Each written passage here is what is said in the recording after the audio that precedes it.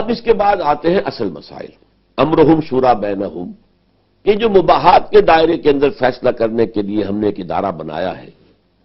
Legislature بنایا ہے، تو اس میں کون لوگ ہوں گے اور کس طور سے منتخب ہو کر آئیں گے؟ میرے نزدیک اس میں ویسے ایڈلٹ سفریج ہوگی، اگرچہ عمر کا تعین آیا 18 برس ہو، 20 ہو، 21 ہو سکتا ہے کہ یہ سوچا جائے کہ یہ ذرا جو عمر بڑی والیٹائل قسم کی ہوتی ہے، جس میں جذبات ہوتے ہیں، ان سے ذرا اوپر آ کر جبکہ انسان میں زیادہ سنجیدگی کے ساتھ ایک کولڈ لاجک کے ساتھ سوچنے کی صلاحیت پیدا ہو جاتی ہے، تو یہ ظاہر بات ہے دنیا میں مختلف عمریں ہیں، اس کے لیے وہ عمریں طے کی جا سکتی ہیں، وہ بھی میوچول کنسلٹیشن ہی ہوگا، ان کو طے کر کے پھر الیکشن ہو۔ البتہ جو وہاں پر اپنے آپ کو امیدوار کی حیثیت سے پیش کرے، ان کی تھورو سکریننگ ہو، ان کی دولت کہاں سے آئی ہے، کیا وہ ذرائع جو ہے وہ ایکسپلین کیے جا سکتے ہیں، صحیح ہے، جائز ہے، ان کے آس پاس رہنے والے ان کے بارے میں کیا رائے رکھتے ہیں۔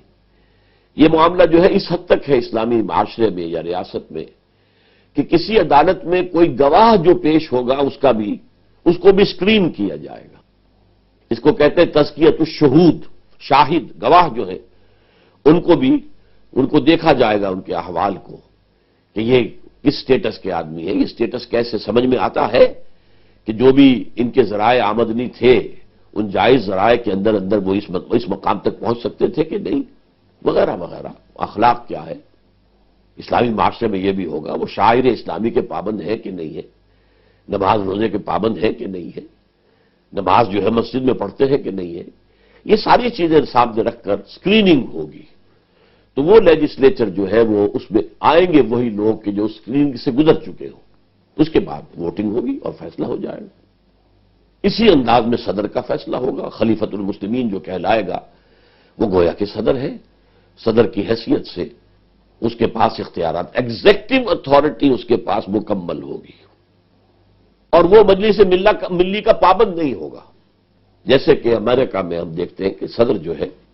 وہ کانگریس کی اکثریت اقلیت سے علیحدہ، وہ اس کا ڈائریکٹ انتخاب ہوا، اس انتخابی عمل میں ہم کمی بیشی کر سکتے ہیں، اور جیسا کہ اب امریکہ میں بھی سوچا جا رہا ہے کہ کوئی ترمیم کرنی پڑے گی، پچھلا انتخاب بڑا کنٹروورشیل ہو گیا تھا، اس کو جوڈیشل فیصلہ آخر میں کرنا پڑا تھا، تو بہرحال یہ طریقے جو ہے یہ بھی مباحات میں سے آپ طے کیجئے کس طریقے سے طے کریں گے کہ الیکشن ہو، لیکن صدر جو ہے وہ اس طرح کا نہیں ہوگا جیسے کہ پارلیمانی نظام میں صدر ہوتے ہیں کہ وہ صرف ایک درشنی پہلوان ہوتے ہیں، بیٹھے ہوئے ہیں، ان کی کوئی ڈے ٹو ڈے معاملات میں ان کی کوئی حیثیت نہیں ہے۔ تو میں ذاتی طور پر صدارتی نظام کو پسند کرتا ہوں، اگرچہ جیسا کہ میں کہہ چکا ہوں کہ پارلیمانی نظام بھی حرام نہیں ہے، اگر ایک ملک کے رہنے والے اسی کو پسند کرتے تو ٹھیک ہے، وہ اسے چوز کرے، اختیار کرے، لیکن صدر جو ہے وہ اسلامی ریاست میں خلیفہ اس کا پابند نہیں ہوگا کہ اکثریت جو ہے مجلس ملی کی وہ اس کے ساتھ ہو، جیسے کہ امریکہ میں ہم نے دیکھا کہ بہت عرصے تک ڈیموکریٹک صدر رہے، ڈیموکریٹک پارٹی کے، جبکہ کانگریس میں سینٹ میں ریپبلکنز کی اکثریت تھی۔ پھر یہ کہ صدر اپنے وزراء خود چنے گا اور وہ دیکھے گا کہ معاشرے میں ایکسپرٹ لوگ کون کون سے ہیں، جو اقتصادیات کا ماہر ہے اسے وزارت دی جائے گی مالیات کی، اسی طریقے سے مختلف پہلوؤں سے جو عالمی حالات اور تاریخ انسانی کے نشیب و فراز سے واقف ہے اس کو دی جائے گی وزارت امور خارجہ۔ اور پھر یہ بھی جو وہاں پر ہے مجھے بہت پسند ہے کہ جو وزیر لے لیا گیا، وزیر ضروری نہیں ہے کہ آپ کانگریس ہی سے لیں اور سینٹ ہی سے لیں، بلکہ اس کے برعکس یہ ہے کہ اگر آپ نے کانگریس سے یا سینٹ سے کسی شخص کو چن لیا ہے تو اسے وہاں سے مستعفی ہونا پڑے گا، تاکہ لیجسلیچر اور ایگزیکٹو بالکل ایک دوسرے سے علیحدہ رہیں، کوئی گڈمڈ نہ ہو معاملہ۔ اور اس میں یہ ہے کہ وہ جو بھی وزراء ہیں، جو ایکسپرٹس ہمیں چاہیے، وہ فرض کیجئے وہ الیکشن نہیں لڑ سکتے، وہ پبلک کے اندر اتنے معروف نہیں ہیں، تب بھی ان کی صلاحیتوں سے فائدہ اٹھایا جا سکے۔ اسی طریقے سے ایک مسئلہ یہ ہے کہ آیا جدید اسلامی ریاست یا نظام خلافت میں پارٹیز، سیاسی پارٹیز کا قیام، اس کی اجازت دی جائے گی؟ یعنی کیا یہ ملٹی پارٹی سسٹم ہوگا یا ون پارٹی سسٹم ہوگا؟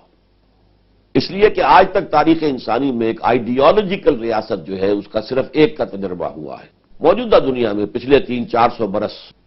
جو یہ زیادہ انسانی بیداری کا دور ہے، اس میں صرف کمیونسٹ ریاست آئیڈیالوجیکل تھی اور وہاں ون پارٹی گورنمنٹ تھی۔ صرف کمیونسٹ پارٹی کا ورکر جو ہے، جو رکن ہے، وہ ووٹ دے گا، کوئی اور نہیں دے گا۔ تو اسی سے خیال کیا جاتا ہے، گمان کیا جاتا ہے، بہت سے لوگ یہ سمجھتے ہیں کہ اسلامی نظام میں، اسلامی ریاست میں، نظام خلافت میں بھی سیاسی پارٹی بنانے کی اجازت نہیں ہوگی یا کوئی ایک ہی سیاسی پارٹی ہوگی۔ ایسا نہیں ہے۔ پولیٹیکل پارٹیز، اس میں پلورلٹی جو ہے وہ بہت سی اس کے اندر حکمتیں ہیں، مصلحتیں ہیں، اور اس کے اعتبار سے وہاں اجازت ہوگی پارٹی بنائے، لیکن پارٹی مینیفیسٹو وہ with in the limits of the شریعت ہونا چاہیے۔ مباحات میں آپ اپنی رائے دیں، مختلف چیزیں رکھیں مباحات کے اندر۔ اسی طریقے سے بجٹ ایلوکیشنز کے اندر ایک پارٹی کہتی ہے کہ ہم تو ہیلتھ کو زیادہ دیں گے، دوسری کہتی ہے ایجوکیشن کو زیادہ دیں گے، ایک پارٹی ہے وہ کہتے ہیں نہیں ڈیفنس کو سب سے زیادہ دیا جائے، وغیرہ وغیرہ۔ تو یہ چیزیں جو مباحات کی ہے، اس میں تو مختلف چیزیں اپنی آراء آپ مینیفیسٹو میں رکھ سکتے ہیں، لیکن کوئی شے خلاف اسلام مینیفیسٹو میں رکھا نہیں جا سکتا۔ تو with in the parameters of sharia legislation ہونی ہے، تو اسی پیریمیٹر کے اندر آپ اپنے مینیفیسٹو پیش کر سکتے ہیں، پھر عوام کو ریفر کیجئے، جو اس کو جس پارٹی کو حکومت دینا چاہیں دے دیجیے۔